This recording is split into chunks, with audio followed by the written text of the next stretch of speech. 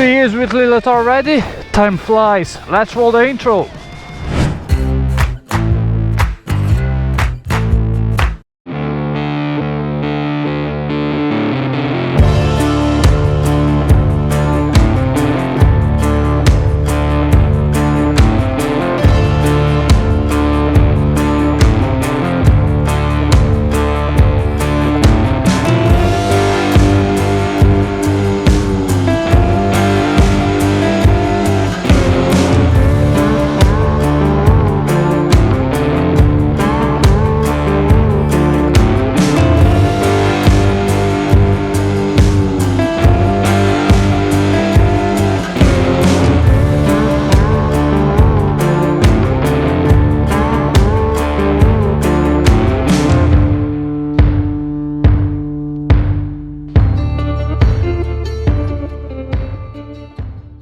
Hi, I'm Spell and welcome to the channel, and we are back everyone. It was 2 or 3 long months, I can't even remember anymore, without posting new videos, but I want to thank you for your patience, support and for still being here.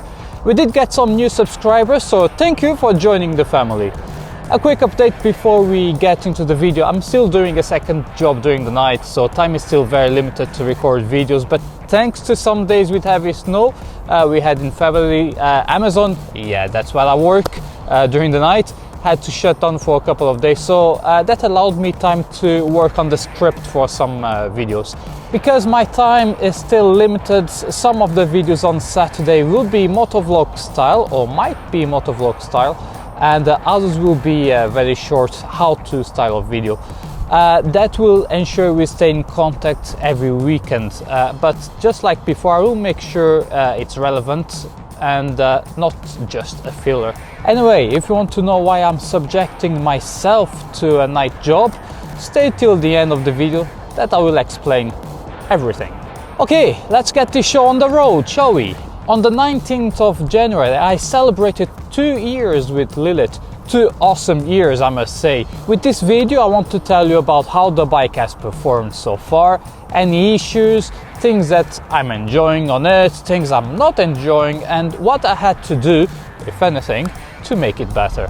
We only covered about 7,600 miles during these 2 years. Not really a lot, I know, but those were miles filled with fun and excitement. We had so many plans for 2020, so many places to go and trips planned, but well, I don't think anyone could have imagined the situation we found ourselves in.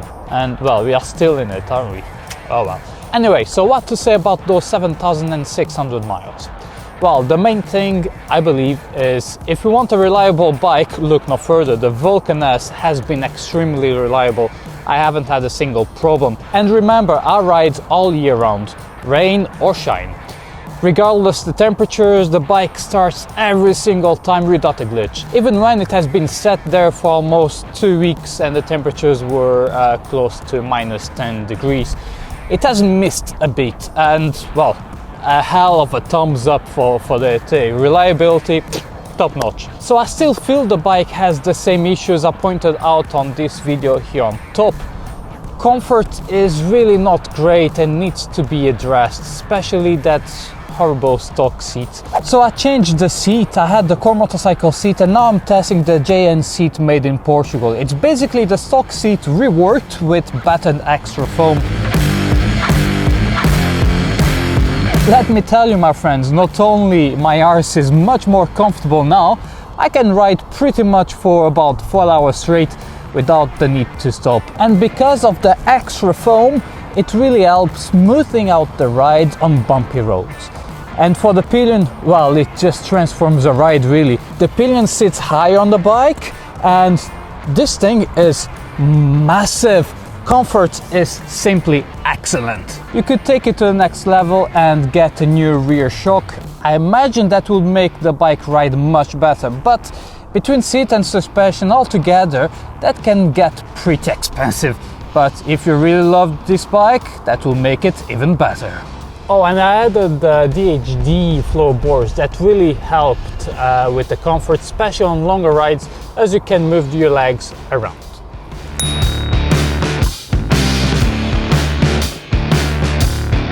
Okay, let's move to the lighting. There's no other way of saying this. Shite. Sorry, Kawasaki. And why LED only on the back? Makes no sense. Anyway, the best thing I did was to put LED, the CYCLOPS 10.0 on the front. It is simply awesome. But next year I will probably have to put the old bulb back for it to pass the MOT. And something I didn't speak about last year, the stock tires. They are okay on dry roads, but on wet roads, not the best really. They don't inspire much confidence on the rain at all, and I've actually lost a bit of grip a couple of times. Not the best feeling. I'm still on the stock tires, but definitely will have to buy much better tires when time comes.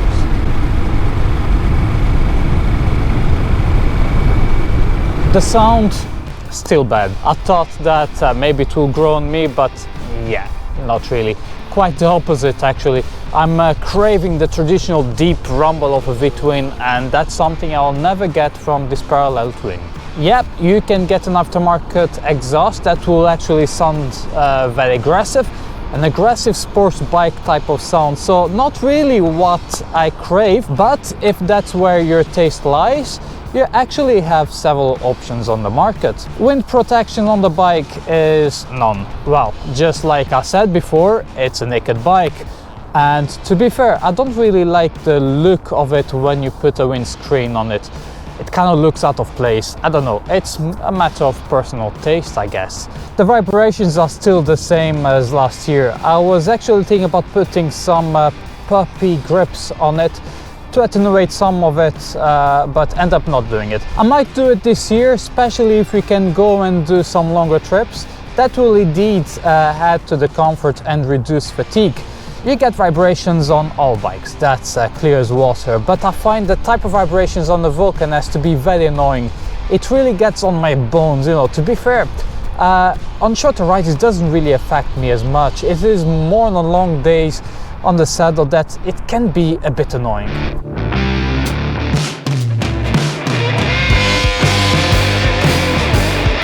The build quality is not the best one, not to mention the amount of plastic used, like this, plastic everywhere.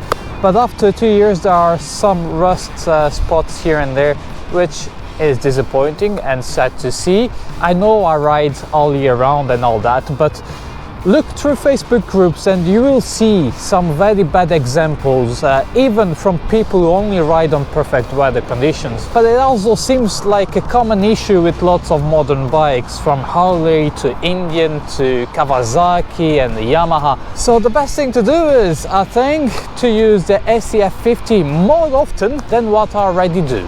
Oh, and can I add another one and say that I hate it has a chain instead of a belt, like more traditional cruisers. I mean, it is a bit due to my personal circumstances of where I live and the area I have actually available to work on a bike. Having to clean and lube the chain outdoors on the lovely Scottish winter, not fun, my friends, not fun at all. But oh well, it is what it is, and at least during the summer is not so bad. Hey, before you continue, go ahead, subscribe to the channel and activate the notification bell, as I want you to be the first one to know every time I post a new video. On the other end of the spectrum, the things I love about this bike, and you can see last year's video here. Performance is still awesome, especially if you push it to and over 6,000 RPMs. That's where the bike really comes alive. She will do lower RPMs, no problem, almost like a traditional cruiser, but you feel the engine kind of asking for you to ride it like you stole it. She's one of the fastest cruisers type of bikes you can get, if that's what you want from a bike. The first gear can be a bit jumpy and lots of people complain about it. Yeah, it is a bit sensitive, it is not that smooth, but if you work on mastering clutch control, it becomes a non-issue. The brakes work well. To be fair, I've never felt the need to have better brakes than that. But I normally ride it to relax and appreciate the view, so I'm not doing crazy speeds at all. But there has been a couple of times where I had to brake a bit more vigorously and it performed well. And for a cruiser, handling is actually fantastic. It is light, has a very low center of gravity, and it's not too big, so it's easy to maneuvering it around, to throw her around the corners until you start scraping the pegs, and even to do some slow speed maneuvers on it.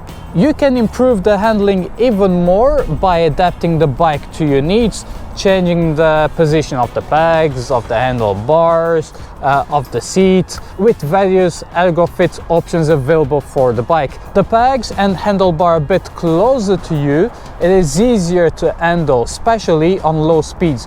Of course, if you are a bigger person, the ergo fit allows you to set it up to the extended reach to make the bike a bit more comfortable, so you don't feel that cramped on it. You have 3 positions for the seat, handlebars and foot pegs: extended reach, medium and reduced reach. The handlebars and seats would have to actually be changed by another one, whilst the pegs only require to change the road. Anyway, if you buy it from new, depending where you are, you can get it, set it up to your needs free of charge. Speaking of buying, the price is great for what you get. I mean, excluding the Honda Rebel 500, it is the cheapest big engine cruiser you can get. The cost of ownership is very reasonable too, starting with the road tax here in the UK. The Vulcan S sits on a higher band, so that means the road tax for a year costs £93. In terms of servicing, I do it at my not so local Kawasaki dealer. The first service at 600 miles had the cost of £19. The second one at 3,600 miles was £125. And the cost for the third service at 6,600 miles was £184. It is pointless speaking about insurance because it varies so much depending on your personal situation. So, and for who is this bike really for? Is it suitable for a beginner? Is this a good first bike? I would say yes, of course, proper training is required first. It is an easy bike to ride and still allows you to make some mistakes here and there without killing you. But just like any other machine, you still need to treat it with respect. Is there any other cruisers around the same price that would be a great alternative? Brand new? No. I mean, it's even worse than last year, as Harley-Davidson ditched their entry-level bikes. The closest you have now is the Honda Rebel 500 at £5,800, £900 cheaper than the Vulcan S. Your other options would cost you at least another £2,300 more than the Vulcan S. I'm talking about the new Honda Rebel 1100 at £9,000. It hurts. And it seems Yamaha discontinued the XV950 Bolt too, as I can't find it anymore on their website. So yeah, all other cruiser starts at 10k, so not really a viable option if your budget sits somewhere around 7k. Anyway, I did a survey on the Kawasaki Vulcan S riders group on Facebook. Out of 360 replies, 44% of members said the Vulcan S was the first bike, contrasting with 56% for whom the Vulcan S was not their first bike. So it is clear to me that this bike is great for those looking for their first bike, and even for those who are experienced riders. I did another survey, this one back in October, to see where the general preferences of the Vulcan S riders sit. Given the sporty nature of this bike, would they prefer to upgrade to a sports bike or to another cruiser? Out of 212 replies, 77% said they would upgrade to another cruiser type of bike, whilst only 23% said they would get a sports bike or other type of bike. Wow, this was really a surprise for me. I see people day in, day out raving about how sporty the bike is and feels, that I was really expecting the majority choosing to upgrade to a sports bike, but hell no. How wrong was I? Do you feel the same? Let me know in the comments what would be your preference in that regard. And you may ask, what about you, Spell? Would you go for a sports bike or for another cruiser? Do I even need to answer that? I mean, a cruiser, of course. I have no doubt about that whatsoever. I love the Vulcan S, I really do. I think for what you pay, it's a hell of a bike. It looks great, performs very well, very easy to ride, has lots of positive things about it, and lots of negatives too, just like any other bike really. But it is not that bike that I will drool over it. It offers lots of what I want from a cruiser, but not everything. So this leads me very nicely to the end of the video, for the thing I made you all wait for. Well, I have been riding with Lilith for the past 2 years, and my plan is to ride with her till the end of 2021. And what about after that? What will be my next bike? Will it be a Harley-Davidson, an Indian, the new Honda Rebel 1100, or something else entirely? I guess we will find out when time comes. That's why I'm currently working a second job during the night to get a new bike around the end of 2021. Ladies and gentlemen, boys and girls, my heart beats for cruisers, so that's what I will be buying and will be test riding in 2021. I would love for you to join me on this adventure to find my next bike, and I'll be sharing the first ride with you very soon. Let me know on the comments, what bike do you think I will be test riding first? Naturally, all those bikes are not cheap. The cheapest one is the new Honda Rebel 1100. And we all know how expensive a Harley or Indian can be. Well, the cheapest Indian starts at £12,250 with the Scout Bobber 60, going all the way up to the Roadmaster Dark Horse at £26,200. That's mental. On the Harley-Davidson side, the cheapest one is the Softail Standard at 13k, going all the way up to a staggering £37,500 with the CVO Limited. No way I would be able to afford such a bike if I didn't have an extra income, and still it will not be a 20 or 30k bike. Forget about that. That second job is also the reason I haven't been able to continue working on the videos for the channel, but it is for a good cause, eh? So now you know. But before all that, it is important to realize what's really important for me on a bike, what kind of rides I do the majority of time, my riding style, the features that would benefit me, and so on. So let me try and answer some of it. For me, it is important the bike to be easy to ride, be nimble and versatile. It needs to be comfortable, so a nice and relaxed riding position paired with a good seat and suspension is a must. It needs to have a fuel tank large enough for longer rides without having to constantly stop for fuel, and it also needs to provide space and comfort for the pillion. My rides usually average around 160 miles on countryside roads, and I prefer just to sit back, relax, enjoy the views Scotland has to offer. So yeah, speed for me is not really that important. Yes, sometimes I like to open the throttle and go for a quick blast, but usually that lasts like 10 seconds.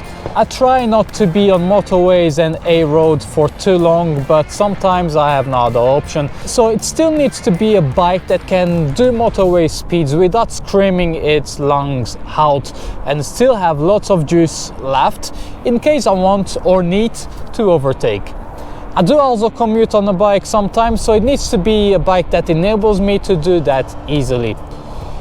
In terms of other features that would benefit me, well, not having a chain to clean and lube will be perfect. Having saddlebags, I mean, for me it is a must to carry my gear, food during the rides I do. Yes, I can add the saddlebags to any bike, but it is worth mentioning. Some wind protection without compromising the looks would be awesome, but not a deal breaker. Anything else like cruise control, riding modes and other electronics would be awesome, That's not by all means a deal breaker again, but of course every little helps, so the more extras it has, the better. Of course, we can't forget the price. As we say in Portugal, eu não tô cagando dinheiro. That simply means I'm not shitting money. But regardless of all that, regardless of the costs and all the features, the most important thing for me is how the bike makes me feel, how irresistible it is to look back every time I park the bike, how the bike makes me want to ride it more and more, and how big is the smile, you know, it puts on my face. That, my friends, is priceless. Well, I hope this video was useful to you. Don't forget to give me the thumbs up, and if you have any questions, write a comment below. Thanks for watching, ride safe, stay safe, and I'll see you soon. Kadosh!